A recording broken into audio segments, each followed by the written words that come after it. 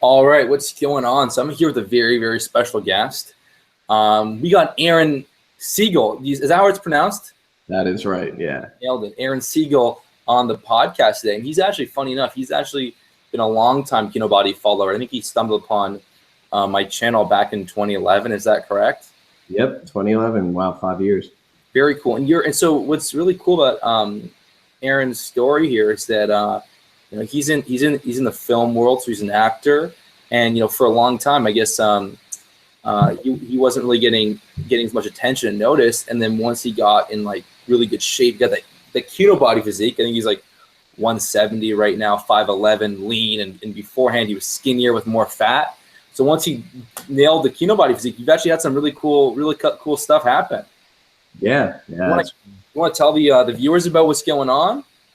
Yeah. So pretty much, I mean, my background is actually in theater and everything. That's what I have a degree in college from, theater and music. And then I spent about 2 years in New York City before moving to LA back in January because I was booking a little bit of television in New York and wanted to come to the Mecca of TV. And in my time in New York, probably right around the time that I started noticing some like really good results from Kinobody, from sticking to the programs, people started coming up to me and saying, "Hey, did you know that you look like Chris Evans or Captain America?"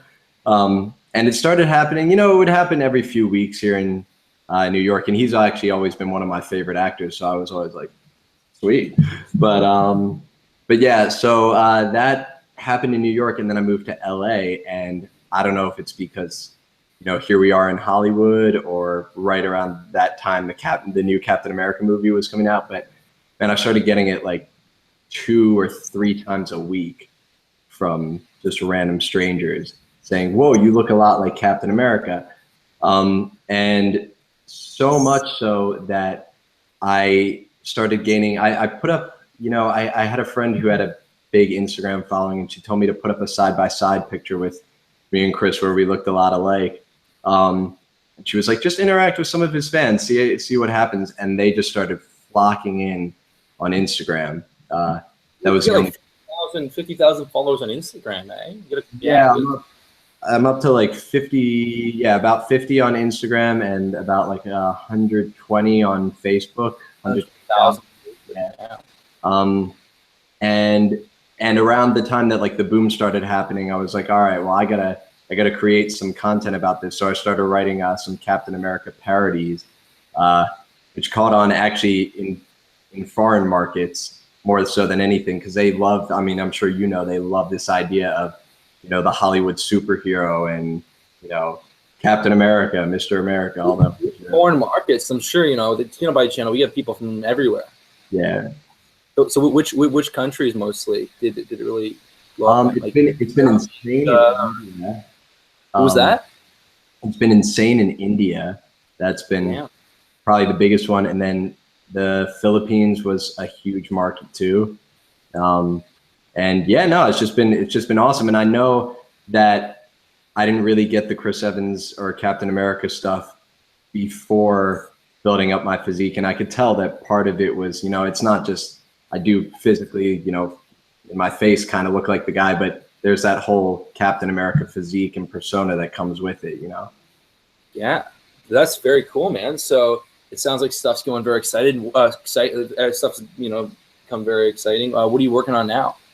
Yeah, so I actually just put out this morning some highlights from, I was just in a Marvel commercial playing Captain America, Steve Rogers, for a mobile video game they have, Marvel Puzzle Quest.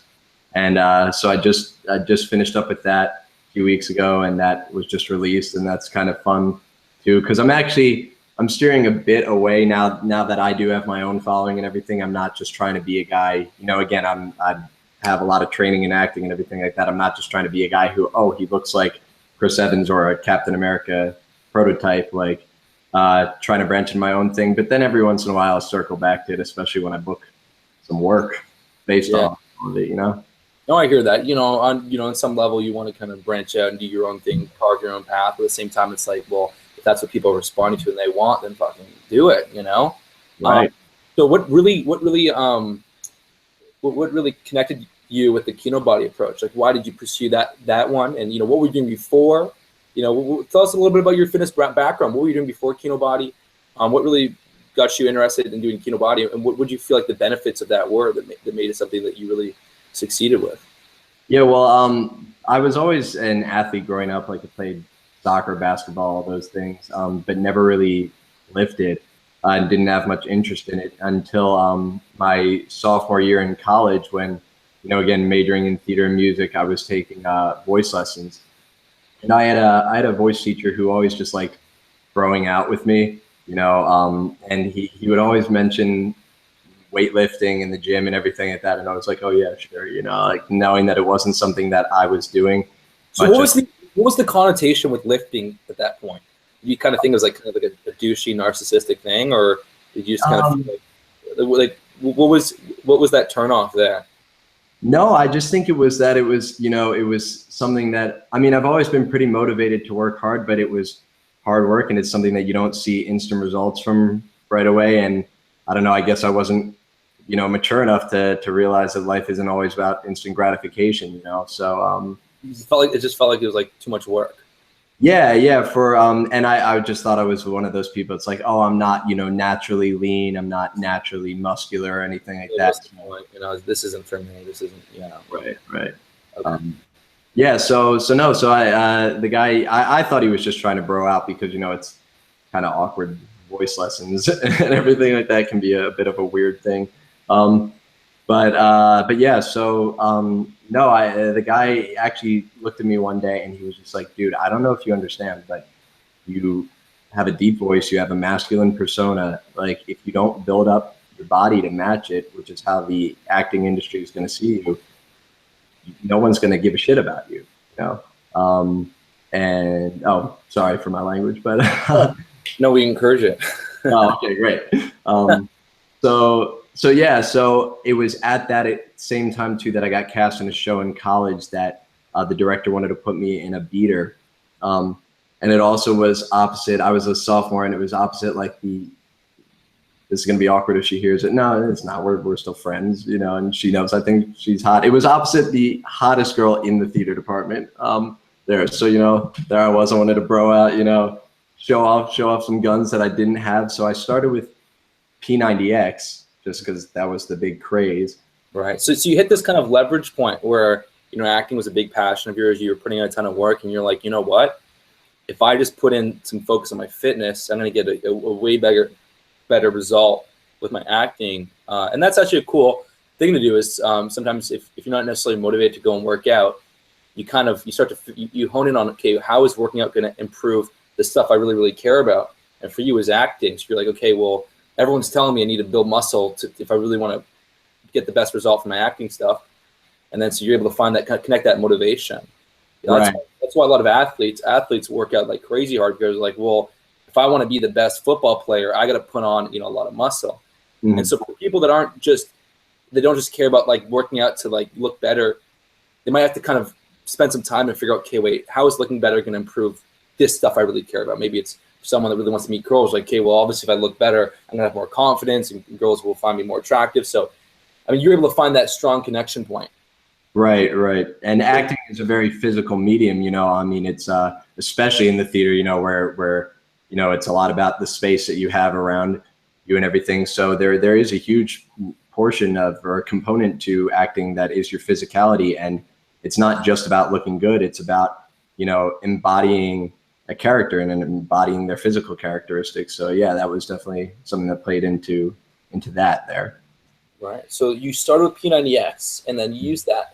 So were experiences on P90X and how did that go? That it's a shitty program? No, but no, it's great. Look, if it gets you in the door and it gets you to start working out, then I think that's awesome. So if the workout program just motivates you enough and gets you to stick with it, then even if it's not the most optimal, even if it's just going way too hard and, you know, it's not balanced, then, hey, you know what? It got you motivated, which I think is awesome. Yeah. And I mean, it's a good starter program and it gives you the, you know, any lifting program, I mean, in theory should give a newbie those newbie gains and everything. So, you know, so I did experience good results on it, but over time, I mean, diet portion of, you know, like 1,700, 1,800 calories a day while working out 7 days a week, you know? Yeah, Like, brutal, unsustainable. yeah, completely. You can go hard on it for a couple months, but it's not really actually built to help you succeed, because eventually you just hit this wall. You can only overtrain and undereat for so long, and you know, if I'm not mistaken, the workout routines, they don't really show you when to increase the weight. You know, it's kind of just like you just follow some workout thing, you get this crazy pump, you feel like you're working so hard, but you're not actually making those substantial strength gains. So you just kind of get the noob effect. Then once the noob effect wears out and you just get destroyed from low calories, you're just kind of stuck, and then you start fucking screwing up, binge eating, and then it can be very difficult, you know. Yeah, it's a lot of I don't remember. I don't think this was a U term. I think this was something that Rusty Moore actually said, but like fuck arounditis or something, where you just like go in and to the gym and you just. That was Martin Burkhan was the one that really trademarked that term. Yeah. To describe kind of people that were just kind of doing these silly workouts without like any clear structure. You know, like doing squats on a Bosu ball, which is ridiculous. It's like if you want to get results in the gym, you gotta do heavy compound lifts. You got to get stronger at them. You got to stop screwing them around with stuff that might look cool, might look really cool. Like, yeah, look at this balance, or look at, you know, what I'm doing, but doesn't actually result in any concrete improvement.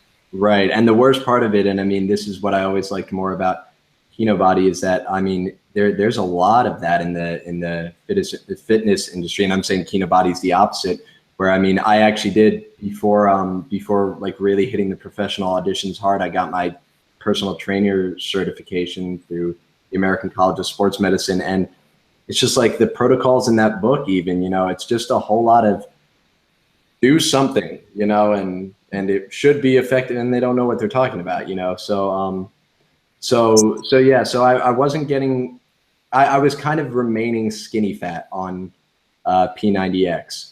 And the thing is with personal training, and I don't want to kind of throw any personal trainers under the bus, because there are some really awesome personal trainers, but a lot of personal trainers, they need to justify, you know, I'm having this client, they come to see me, they're spending $60 to $100 an hour. If I just keep doing these simple basic movements and programs, they might not feel like they're doing the coolest workout in the world, but they want their clients to feel like they're doing the coolest work in the world. So they show them all these new exercises, this fancy stuff. Oh, see how your core is like this. Work on the balance like this. You know, let's do this cable thing while you're also moving your knee. And so it's like they could never come up with this on their own. So like, oh my God, I must need this personal trainer to show me this. Look at all this cool stuff I'm doing. And so you kind of feel like you feel like really cool, like doing these like fancy like balance workouts, but it's completely inferior, much less efficient. But if you're charging someone $100, maybe some trainers I'm sure charge $150, and then you're having them, you know, okay, we're doing some incline presses. Okay, cool. Now we're doing, and so every workout's very similar. There's a little bit of variation. Then people are gonna kind of be like, but then eventually, I mean, but the God honest truth is that if they're getting the results, they're not going to care as much. Yeah. So you know, so just give them the results. Like, look, your strength's going up like this. And so if you're a trainer and you teach them, you have to almost teach them about the fuck arounditis and like educate them as you train them, so that you get more, that you start to learn. Because from a newbie's eyes, they just assume that like the fancy stuff is like the coolest and the most effective. Mm-hmm. You got to take them to the gym, be like, okay, so you know what, like what it takes to succeed is this and this and this. The basic movements are the best. Doing this fancy Bosu stuff, it might look really cool, but literally you're doing nothing. It's not helping you lose fat or build muscle. But anyways, let's continue to your story. So you're doing the P90X. You want to learn a lot more about fitness. You got your personal training certification. You kind of, I imagine you got kind of burned out on the P90X thing. It wasn't that sustainable. You're doing these stupid, brutal circuits every day and eating 1,700 calories, which eventually probably destroyed you. Mm-hmm. Yeah, and by the way, your video there just started lagging a bit. Are you still good on my end here? You hear me? Yeah, I can hear you. I'm just saying that you can hear me and see me, right? Yeah, we're okay, cool. I started just burning out, and I remember like certain nights feeling like I couldn't sleep because I felt overtrained. Like really, I think my CNS just felt fried. You know, I was exhausted. And then that all coincided with again, being kind of frustrated at my lack of results, and coming home that summer from college and watching I Am Legend and seeing Will Smith's, behind the back pull-up scene where he's ripped as hell and everything. And that was probably one of my first exposures. That summer was also the summer that I watched Fight Club and American Psycho for the first time. And hilarious that it all came like within a 1 month period. But I remember that scene in I Am Legend really hit me hard about like actors and their physiques and the idea of how cool, fitness was when it came to the acting industry in Hollywood. And so I went to Google and I think I just typed in Will Smith I Am Legend workout. And I don't think you had an article on that. But I'm pretty sure that led me to the Brad Pitt Fight Club article, because that was one of your really early ones, wasn't it? Yeah. I did a lot of celebrity workout terms because that was what my brain was focused on, how to get that celebrity body. And just in fact happened to be one of the most effective ways to get people to your site. Everyone searches right. Like Brad Pitt or Will Smith or Patrick Bate or Christian Bale in American Psycho or Batman. They see that and they're like, what's his workout? And they want to know. So I actually wrote a lot of articles, not on their exact workout. I just said, hey, here's how I would build that body. Mm-hmm. And that's how the site, people think I'm more of a YouTuber, but for the longest time, it was my website, Kinobody.com, that was destroying it, it still gets tons and tons of traffic, but that for a long time, that was my big engine. YouTube was a side thing. I did YouTube to help make my articles better. I'm like, let me add a workout tutorial in this article to make it better. Right. So I don't even identify as a YouTuber, to be honest. Right.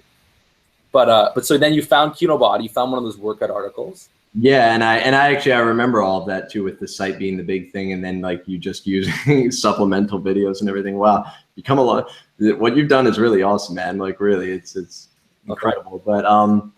But yeah, so I found Kinobody, and through that actually, then I found, again, I mentioned Rusty Moore, and I did some visual impact, but then you were working side by side with him. I know he was kind of one of your mentors or something like that. So, so I then circled back to Kinobody, and when I eventually, found, again, I think it was the Greek God program was the first one that was the one that I went for and went in on.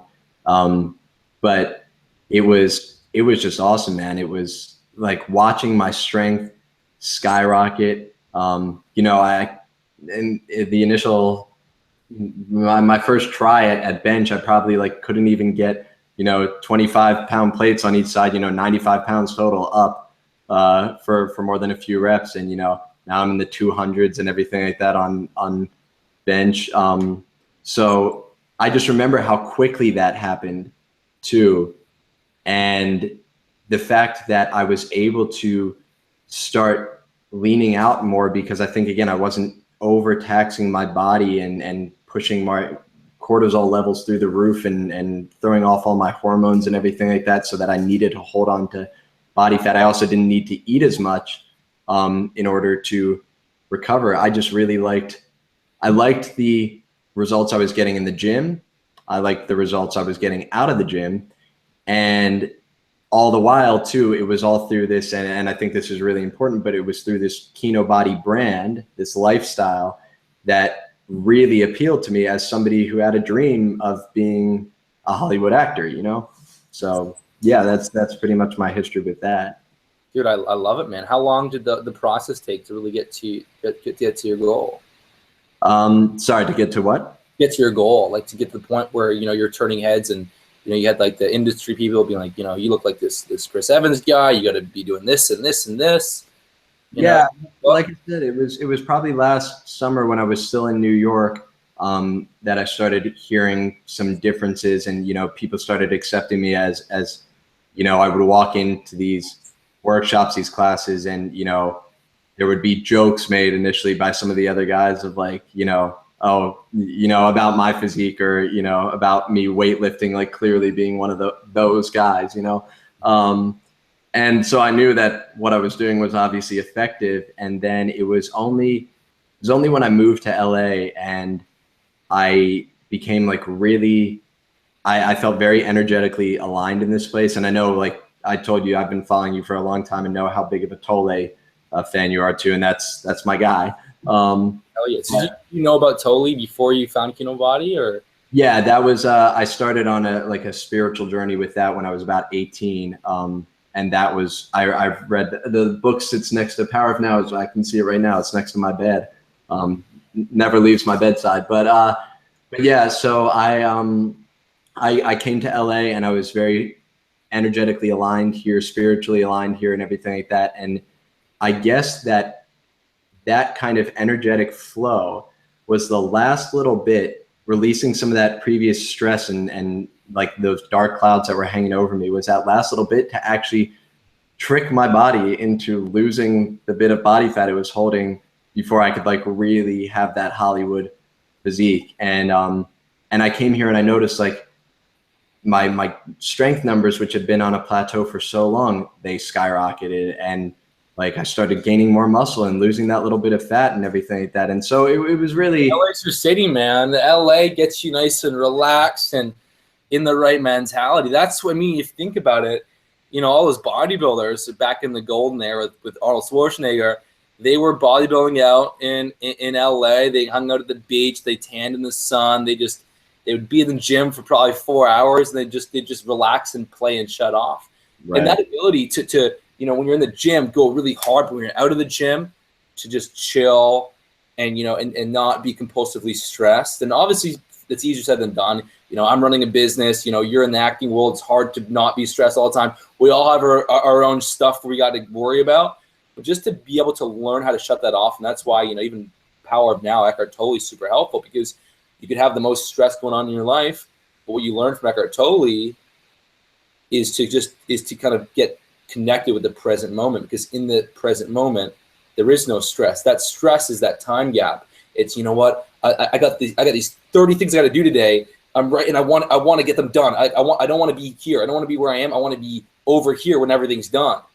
That's not life. You get 30 things done, you get 30 more things coming on.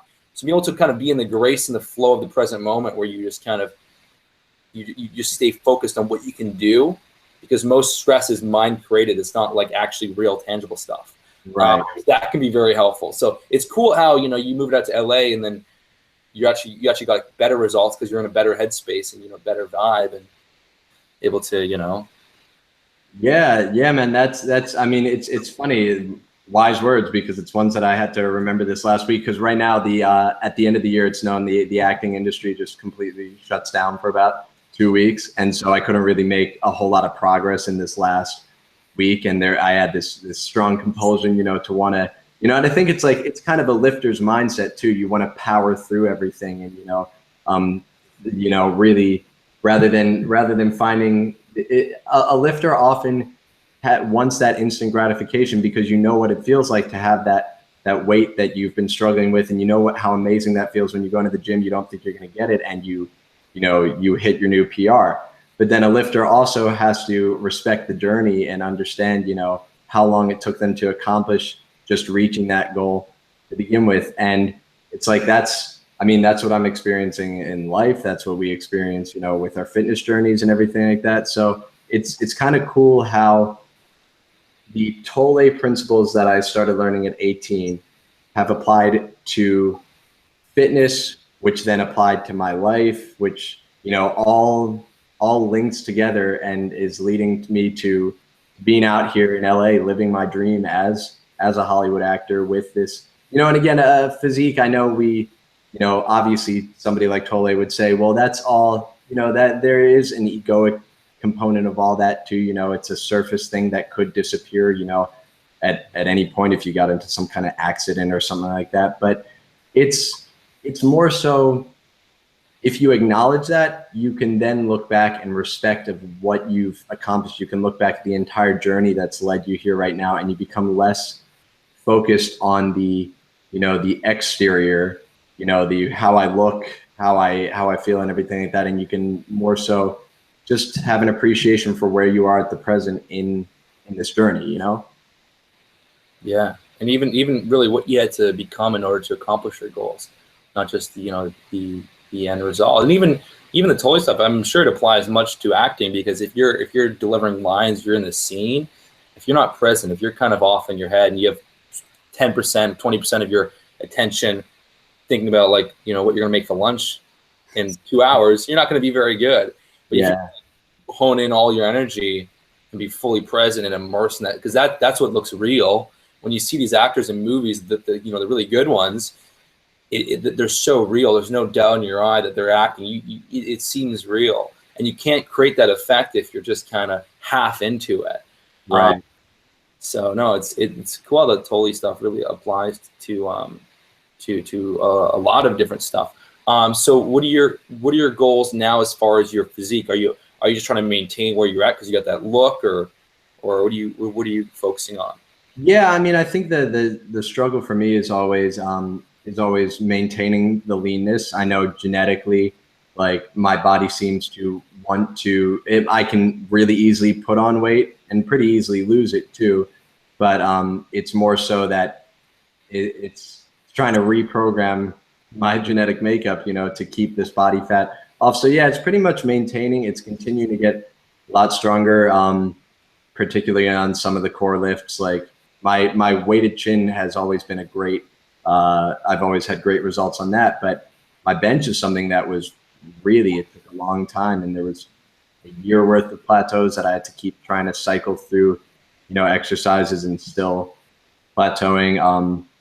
My overhead press has never been all that great, and maybe it's because I'm comparing myself to you, so maybe I should just stop doing that. But but yeah, so it's kind of, when it comes to aesthetically, it's just maintaining what I already have. I think a lot of guys are always like, well, I could put on a little more muscle, lose a little more fat, but no, I'm pretty happy with where I am. But it's just continuing to make those consistent gains, strength wise in the gym, you know.